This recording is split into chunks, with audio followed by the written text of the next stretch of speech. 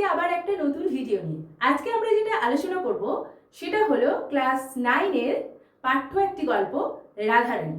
রাধারানী গল্পটির রচয়িতা হলেন বঙ্কিমচন্দ্র চট্টোপাধ্যায়। তিনি একদিকে যেমন ছিলেন ঔপন্যাসিক, প্রাবন্ধিক, আবার সাংবাদিকও। আমাদের যে গল্পটি আমরা পড়ব সেটা কোন গল্প গ্রন্থ থেকে গৃহীত হয়েছে? রাধারানী নামক গল্প। গল্পটির মূল গ্রন্থ কিন্তু রাধারানী। তো সেখান থেকে কিছুটা অংশ বিশেষ তুলে দেওয়া হয়েছে নবম শ্রেণীর পাঠ্যর জন্য। তো আজকে আমরা ওইটুকু প্রথম থেকে শেষ অবধি পড়ে নেব। তোমরা ধৈর্য ধরে শেষ অবধি ভিডিওটি কিন্তু দেখতে থাকো, একদম স্কিপ করবে না। চলো।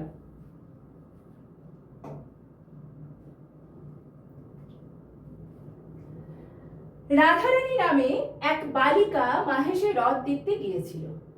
বালিকার বয়স 11 বৎসর। তার মানে কি, রাধারানী নামে একজন বালিকা, আর তার বয়স কত? 11 থেকে মানে 11 বছর। তাহাদের অবস্থা পূর্বে ভালো ছিল, বড় মানুষের মেয়ে, কিন্তু তাহার পিতা নাই, মাতার সঙ্গে এক জ্ঞাতির একটি মোকদ্দমা হয়, সর্বস্ব লইয়া মোকদ্দমা। তাহলে আমরা দেখলাম কি, রাধারানীর আগের অবস্থা খুব ভালো ছিল। অবস্থা বলতে তাদের অর্থনৈতিক অবস্থার কথা বলা হয়েছে।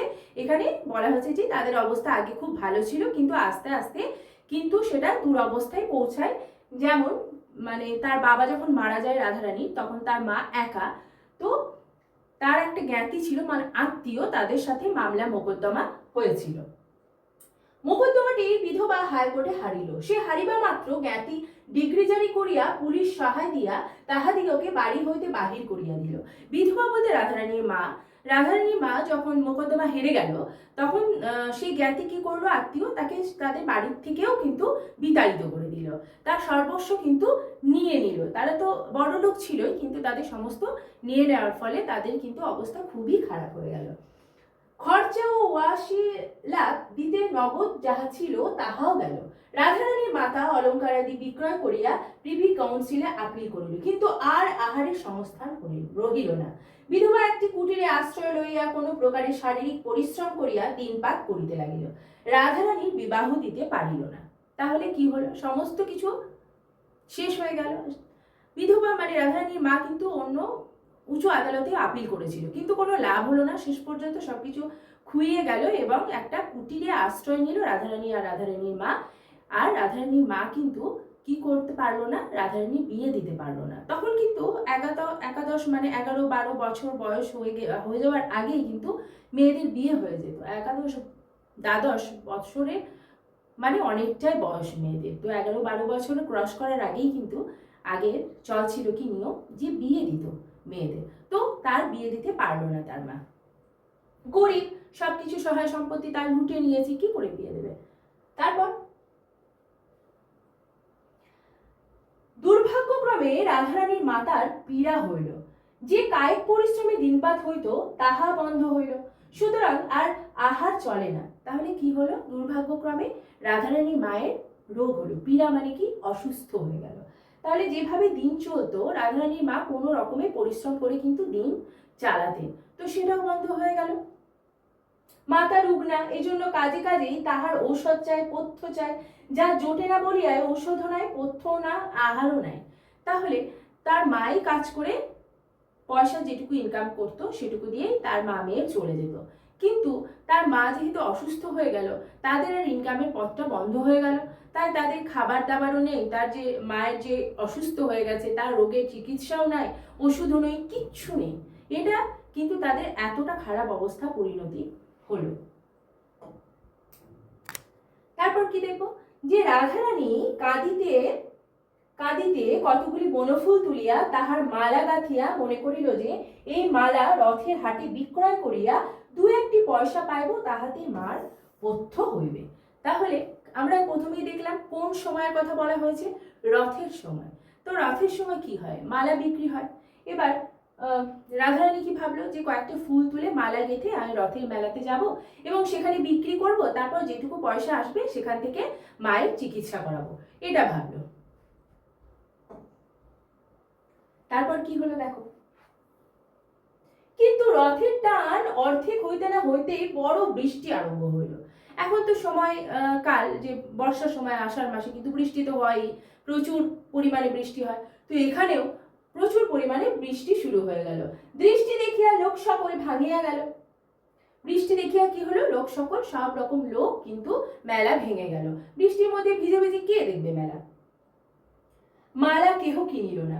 রাধারানী মনে করিল যে আমি একটু না হয় ভিজিলাম, বৃষ্টি কমিলে আবার লোক জমিবে, কিন্তু বৃষ্টি আর থামিল না। তাহলে রাধারানী কি মনে করলো যে আমি না হয় একটু ভিজলাম, একটু ভিজে ভিজে অপেক্ষা করি, বৃষ্টি তো কমলে পরে আবার তো লোক জমবে, তখন না হয় মালা বিক্রি করা যাবে। লোক আর জমিল না। সন্ধ্যা হইল, রাত্রি হইল, বড় অন্ধকার হইল। অগত্যা রাধারানী কাঁদিতে কাঁদিতে ফিরিল। তাহলে রাধারানী ভাবলো যে হয়তো মেলা আবার জমবে, বৃষ্টি থেমে যাবে, কিন্তু বৃষ্টি থামলো না, মেলাও জমলো না, কোনো লোকও আসলো না, কাজে কাজে রাধারানীর মালাও কিন্তু বিক্রি হলো না। শেষে তাহলে রাধারানী কাঁদতে কাঁদতে বাড়ি যেতে শুরু করলো। অন্ধকার পথ, সন্ধ্যা হয়ে গেছে, কর্দময় পিচ্ছিল, কিছুই দেখা যায় না। কর্দময় মানে পুরো কাদায় ভর্তি, কিচ্ছু দেখা যাচ্ছে না আশেপাশে। তাহাতে মুষলধারে শ্রাবণের ধারা বর্ষিতেছে, অর্থাৎ মুষলধারে বৃষ্টি হচ্ছে। মাতার অনাহার মনে করিয়া রোদ দাও রাধারানীর বুক ফাটিতেছে। মনে মনে মনে ভাবছে যে আমার মা না খেয়ে আছে, চিকিৎসার ওষুধ দিতে পারছে না, এটা ভেবে ভেবে কিন্তু রাধারানী ভীষণই রোদন করছে, কাঁদতে শুরু করছে, তার বুক কিন্তু ফেটে যাচ্ছে। কর্দমাক্ত পিচ্ছিল পথ, কিছুই দেখা যায় না। রাধারানী কাঁদিতে কাঁদিতে আছাড় খাইতেছিল। তাহলে কাঁদতে কাঁদতে যেতে যেতে কিন্তু ছোট বাচ্চা মেয়ে তো, পিচ্ছিল রাস্তা, সে কিন্তু পড়ে যাচ্ছিল বারবার। দুই গণ্ড ভাসিয়া পড়িতেছে। গণ্ড মানে হচ্ছে গাল। কাঁদতে কাঁদতে তার গালে একদম জল কিন্তু ভেসে যাচ্ছে, কান্নার জল। এমন সময় অন্ধকারের মধ্যে কে আসিয়া রাধারানীর ঘাড়ের উপর পড়িল। রাধারানী একই কাঁদিতেছিল, ঘাড়ের উপর লোক পড়াতে একেবারে উচ্চ স্বরে কাঁদিয়া উঠিল। তাহলে যেতে যেতে এরকম করে সে কাঁদতে কাঁদতে যাচ্ছিল, বারবার করে পড়ে যাচ্ছিল। হঠাৎ করে কোনো একটা লোক এসে তার ঘাড়ের উপর পড়ে গেল। এবার অন্ধকারে দেখা যাচ্ছে না। রাধারানী তখন এমনিতেই কাঁদছিল, মন খারাপ, তারপর পড়ে যাচ্ছে, এইসব কথা ভেবে ভেবে তারপর যখন লোকটা এসে পড়লো, তখন সে আবার কি করলো, মানে আবার উচ্চস্বরে মানে চিৎকার করে কাঁদতে শুরু করলো। ঘাড়ের উপর আসিয়া পড়িয়াছিল যে, সে বলিল, কে গা তুমি, কাঁদো। তাহলে যে ঘাড়ের উপর এসে পড়েছিল সে কি বললো, কে তুমি, কাঁদছো?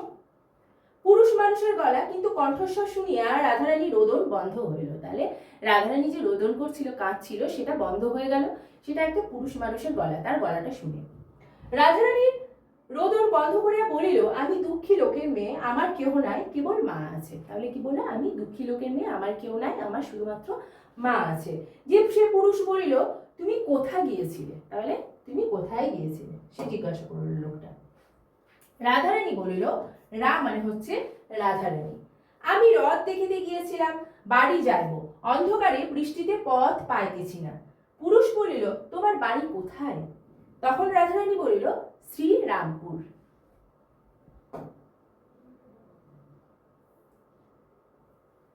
সে ব্যক্তি বলিল, আমার সঙ্গে আসো, আমিও শ্রীরামপুর যাইব।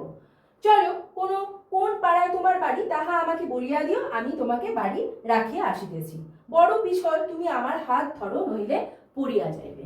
তাহলে কি বললো, আমারও শ্রীরামপুরে বাড়ি, চলো আমি তোমাকে শ্রীরামপুরের কোন বাড়িতে যাবে বলে দিও, আমি তোমাকে পৌঁছে দিচ্ছি, আমার হাত ধরো, না হলে কিন্তু পিচ্ছিল রাস্তা পড়ে যাবে, বলে লোকটি কিন্তু রাধারানীকে নিয়ে যেতে শুরু করলো।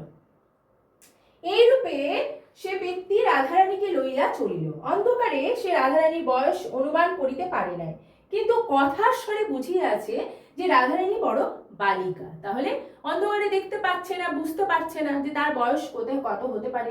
এখন রাধারানী তাহার হাত ধরা হস্তস্পর্শে জানিল রাধারানী বালিকা। হস্তস্পর্শ মানে হাতের স্পর্শে জানলো যে রাধারানী হলো একটা বালিকা, অর্থাৎ মেয়ে।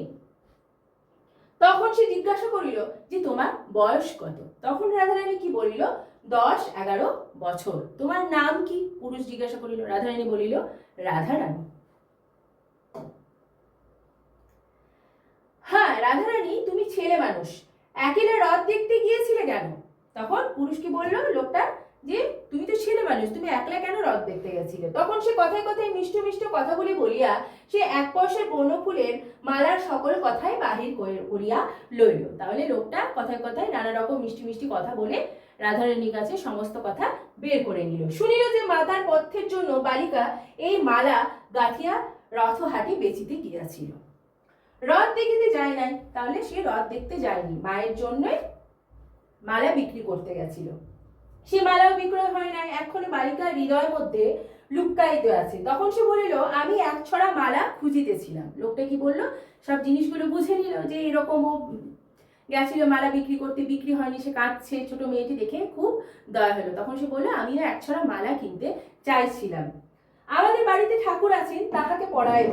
রথের হাট শীঘ্র ভাঙিয়া গেল, তাই মালা কিনতে পারি নাই। তুমি যদি মালা বেচো তো আমি কিনি। তাহলে বললো যে তুমি যদি মালা বিক্রি করো তাহলে আমি কিন্তু কিনবো, আমার বাড়িতেও ঠাকুর আছে, পড়াবো। এই বলে সে কিন্তু রাধারানীকে মালা কিনে নিল রাধারানীর কাছ থেকে। রাধারানী আনন্দ হইল, কিন্তু মনে ভাবিল যে আমাকে এত যত্ন করিয়া হাত ধরিয়া এ অন্ধকারে বাড়ি লইয়া যাইতেছে, তাহার কাছে দাম লইব কি প্রকারে? তা নহিলে আমার মা খেতে পাবে না। তা নি।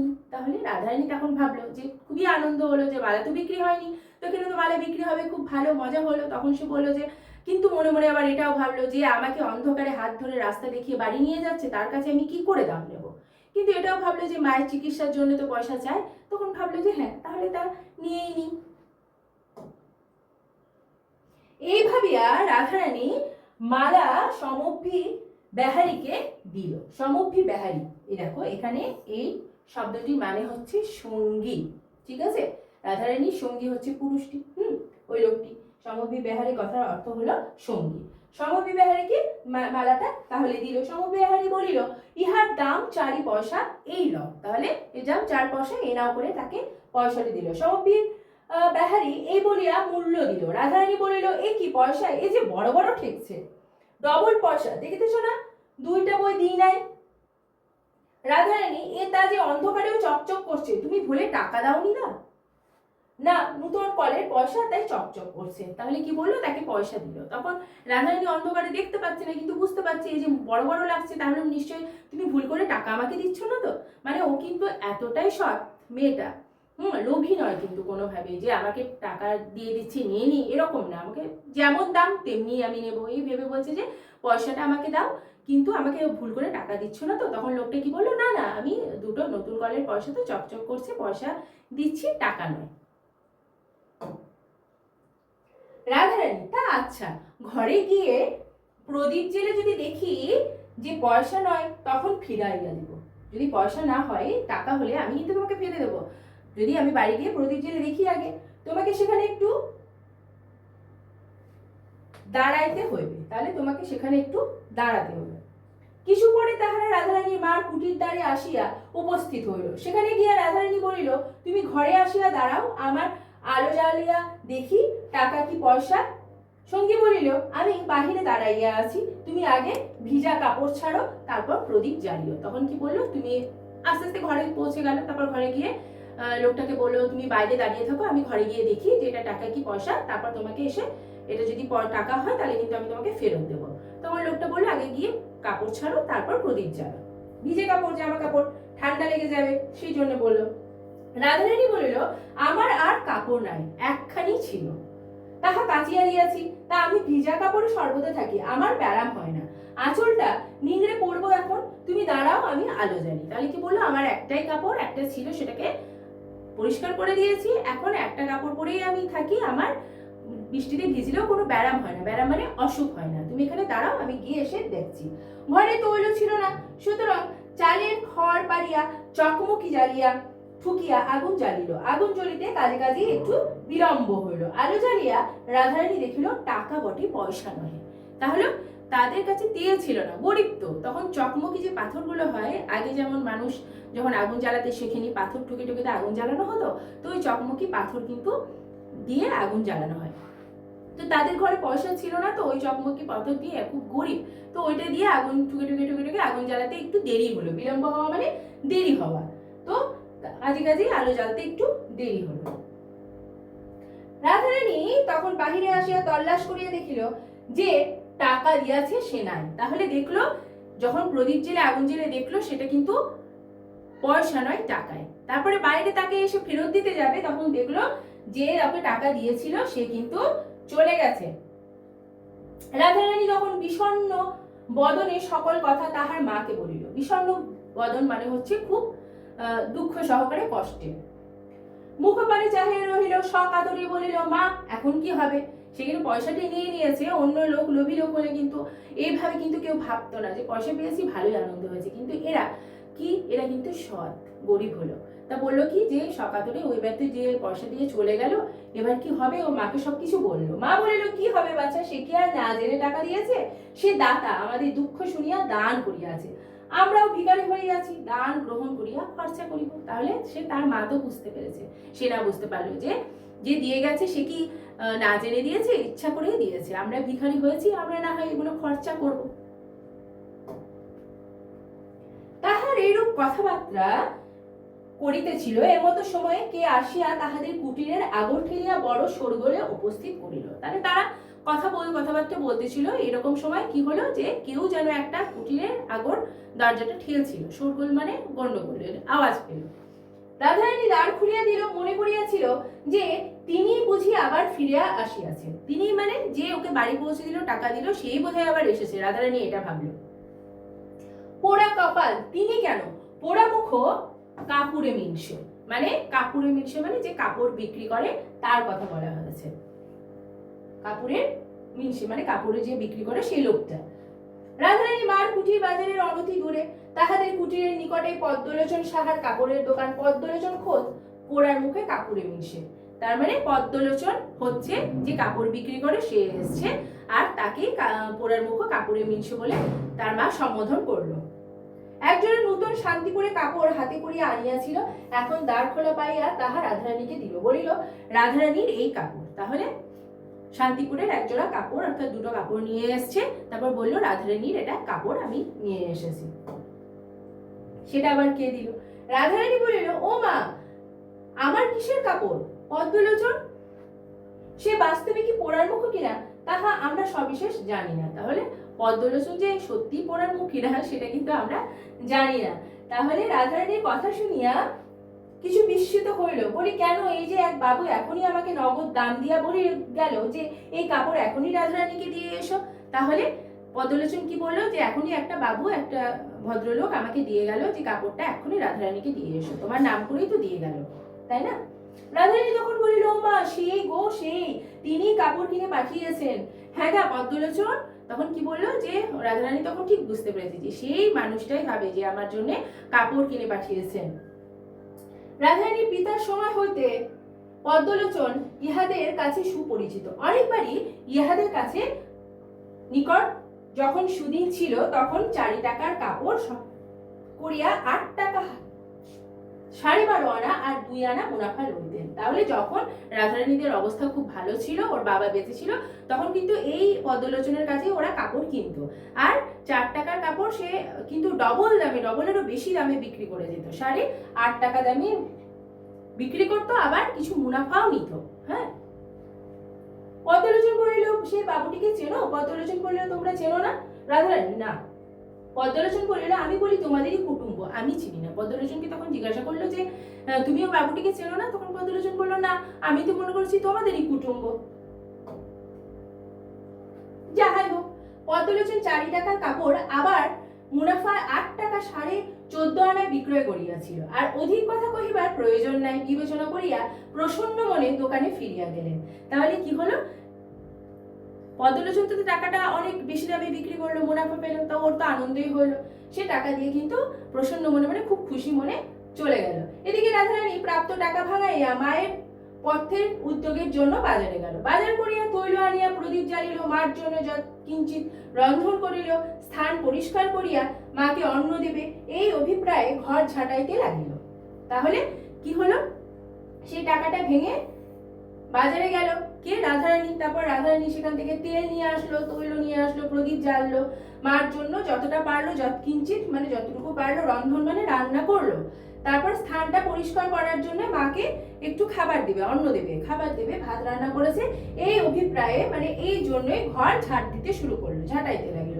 ঝাঁটাইতে ঝাঁটাইতে একখানা কাগজ কুড়াইয়া পাইলো, যাহাতে করিয়া তুলিল। ও মায়ে কি একটা কাগজ পেলো, ঝাড় দিতে যেতে একটা কাগজ পেলো। তারপর তুলে ও মাকে বললো যে এটা কি মা? মা দেখিয়া বলিল একখানা নোট। মা কি বললো? যে একখানা নোট দেখছি। রাধারানী বলিল তবে তিনি ফেলিয়া গিয়াছেন, যে এসেছিল সে মনে হয় ফেলে গেছে। মা বলিলেন হ্যাঁ, তোমাকে দিয়া গিয়াছেন, দেখো তোমার নাম লেখা আছে। তাহলে রাধারানীর নামে দিয়ে গেছে, রাধারানীর নাম লেখা আছে। রাধারানী বড় অক্ষরের মেয়ে, বড় ঘরের মেয়ে। রাধারানী কেমন মেয়ে? বড় ঘরের মেয়ে ছিল। আমরা আগে শুনলাম যে সে খুব বড় লোকের মেয়ে ছিল, একটু অক্ষর পরিচয় ছিল। সে পড়িয়া দেখিল তাই বটে, লেখা আছে।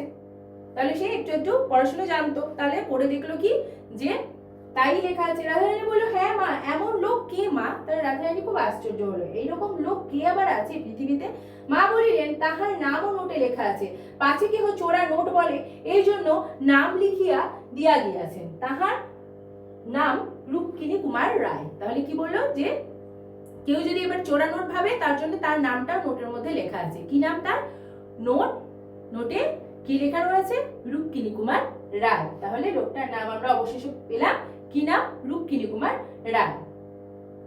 পরদিন মাতার কন্যায় রুক্মিণী কুমার রায়ের অনেক সন্ধান করিল, কিন্তু শ্রীরামপুরে বা নিকটবর্তী কোন স্থানে রুক্মিণী কুমার রায় কেহ আছে এমন তো কোনো সন্ধান পাইল না। তাহলে কি দেখলো? পরের দিন মা এবং কন্যায়, মাতা এবং কন্যায় মানে রাধারানী আর রাধারানীর মা সব দিকে খুঁজতে লাগলো, তালাশ করলো, কিন্তু রুক্মিণী কুমার রায় বলে কোনো মানুষের সন্ধান বা খোঁজ কিন্তু পাওয়া গেল না।